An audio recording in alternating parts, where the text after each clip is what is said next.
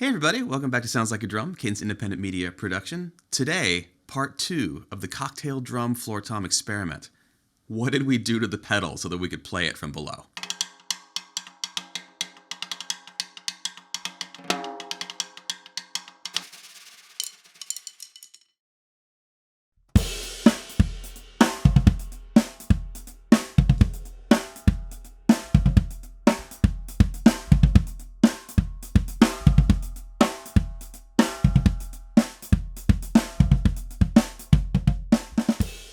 Cocktail drum setups have a very customized kind of pedal apparatus that goes underneath them so that when you depress the pedal board, the beater goes upward rather than across like you would see in a standard bass drum pedal. What this means for us is either spending a alarming, it turns out, amount of money on a device that'll do this for us, or going into, in this case, the slave side of the double pedal that we have at the studio and making one on our own.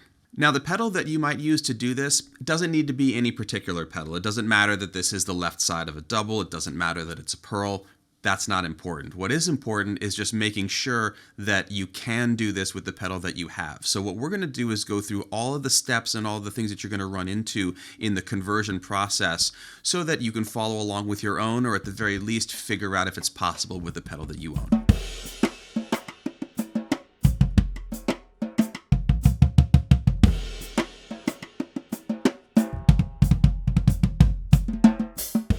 The central fundamental tenet of this process is flipping the cam on the pedal. The cam is the piece that the strap or the chain, if you have that, is traversing and getting pulled on when you depress the pedal to pull the beater forward. And in this case, we want the beater to actually go the other way. So we're turning around the cam to essentially make the entire pedal behave in reverse, and then changing the beater angle so that it is very, very low to the ground and swinging upward to hit the bottom of our floor tom. The tools that you'll need for your personal pedal may vary, but it's safe to say that you're going to want to have at hand a drum key, a set of Allen or hex wrenches, and a flathead and Phillips head screwdriver. As with a lot of our DIY taking things apart videos, it is worth stressing that if you run into a screw or any part of the pedal that really doesn't want to come out, it's not worth forcing it, because a lot of pedals have relatively inexpensive screws, or at the very least screws that are very small, and it's very easy to strip them out and make it so that they're never ever coming out. So if you're going along and you meet resistance and you're feeling like you're pushing on it a little bit, back off, don't worry about it. It's not worth stripping out the screws on your pedal. Additionally, anytime that you're taking apart something that wasn't necessarily meant to be taken apart, we got to make sure that we don't lose any of the parts on our way to converting the pedal, which is what we're doing today. Great solution for that: used drum head. Great place to put screws, nuts, bolts, anything that's coming off.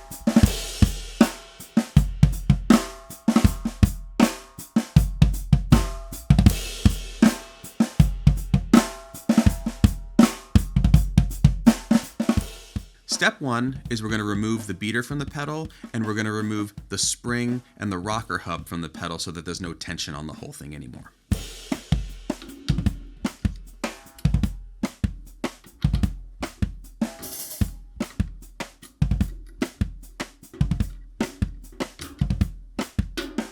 Next up, for the case of this pedal, we're going to remove the inner part of the rocker hub so that there's nothing in the way for when we want to pull the upper crossbar out.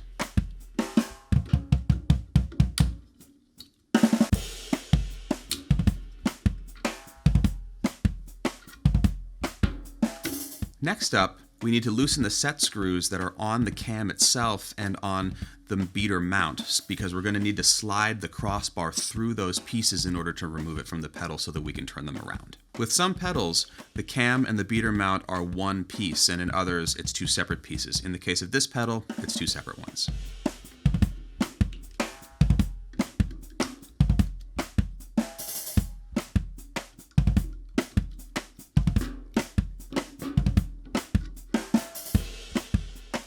Now that the beater mount and the cam are loosened, we can remove the upper crossbar.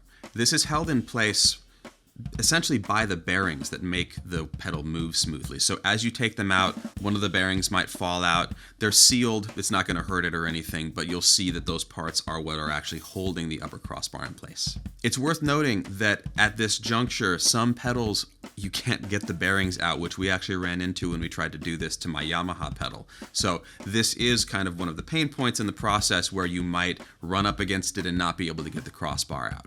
In the case of this pedal and a few others that we've tried, it's no problem.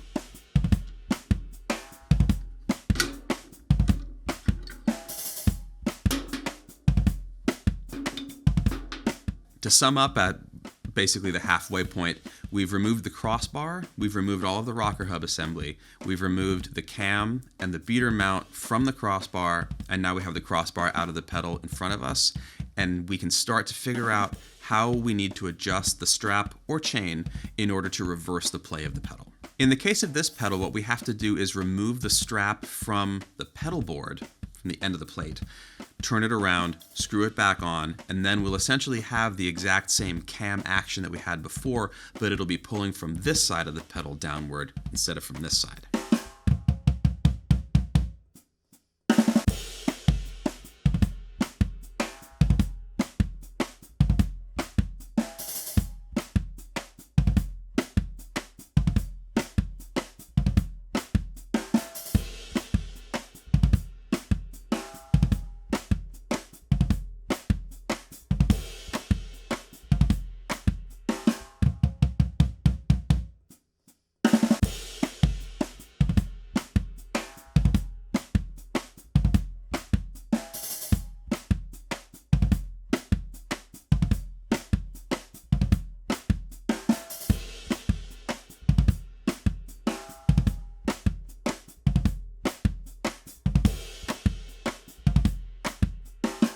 Now we've flipped the strap around and we've got it back onto the little mounting thing that the Pearl Eliminator has built into it.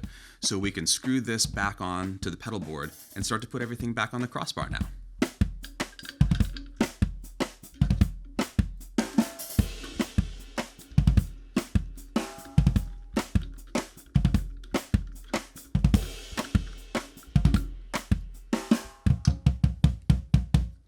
So now, as you can see, it used to face forward in terms of the text here. You'd be reading it on this side, and now the entire thing is backwards. So what we've done is effectively reversed the play of the pedal, and when you depress it now, it's swinging toward you instead of the other way.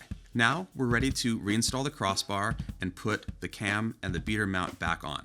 This is sort of a one motion thing because we have to put the bar through them as it goes through the pedal, but if you watch along, you'll see it's not too scary.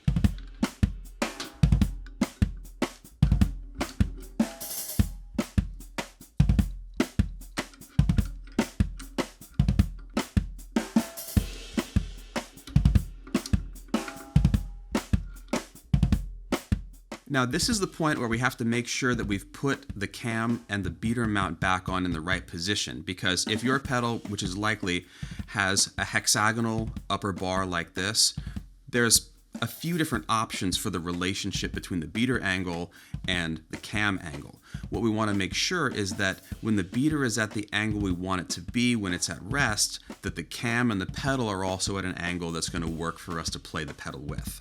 So now we're going to install the beater to confirm what angle we have right now and make sure it's going to be workable.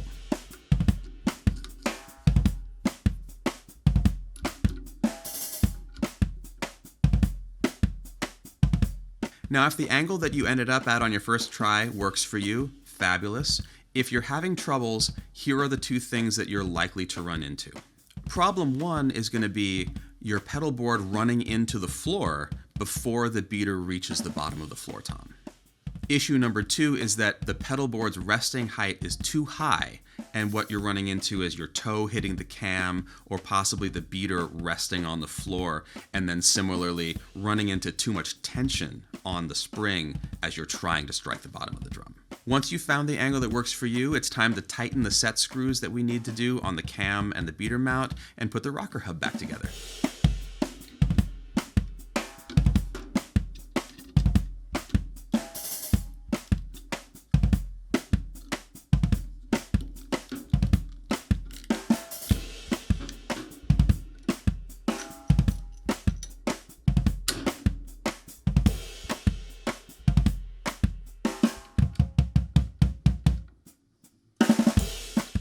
Now we're back to our assembled reverse hitting from below pedal. Things to note as you're getting the last little settings put together, make sure that when you've reinstalled the cam that the strap or the chain is pulling straight, that it's not pulling off at an angle, because since we removed it and slid it along there, it's possible that it got out of center. It's as simple as centering it and tightening the set screws. And then secondarily, let's really dive into two settings on the pedal. The length of the shaft on the beater in terms of like how much we have extended, and the spring tension. We discovered that a significantly lighter spring tension than we would normally do for a standard pedal was much more comfortable than where the pedal was initially when we set it up today. And we also found that a shorter throw on the pedal, or rather shorter stem length on the beater, was also much more comfortable. It was a little bit hard to control when it was extended fully like we would normally do.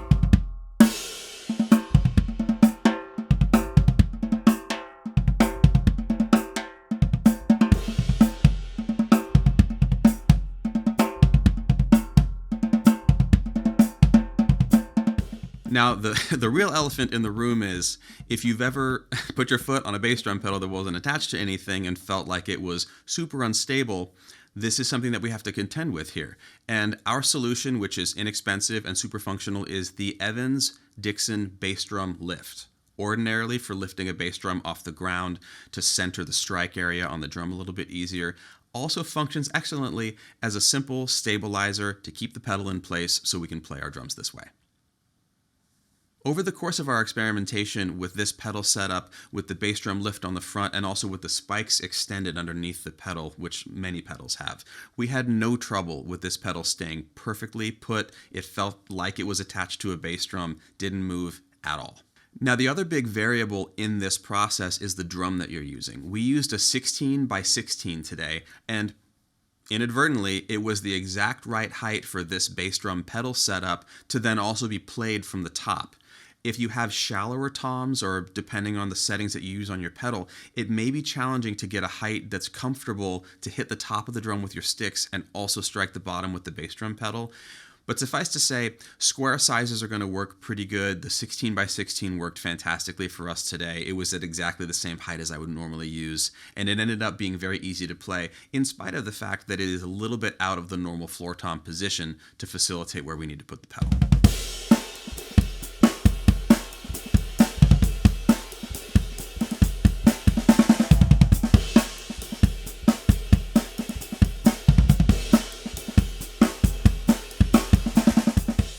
Now, a word about beater choice. It's a high likelihood that the beater is going to be striking the bottom of this floor tom at a little bit steeper of an angle than you would with a bass drum oftentimes. It's definitely not going to be flat because of how low the pedal is. So choosing a bass drum beater that has a fairly rounded end on it is really going to extend the life of the heads and going to get you a better sound as well. If you have squared off edges or any kind of texture on there that could possibly damage the head, it's going to be exacerbated by this. All right, that about sums up the process. If you want to return your pedal back to its original state, following the exact same steps will reverse the reversal of your cam and take you back to where you started.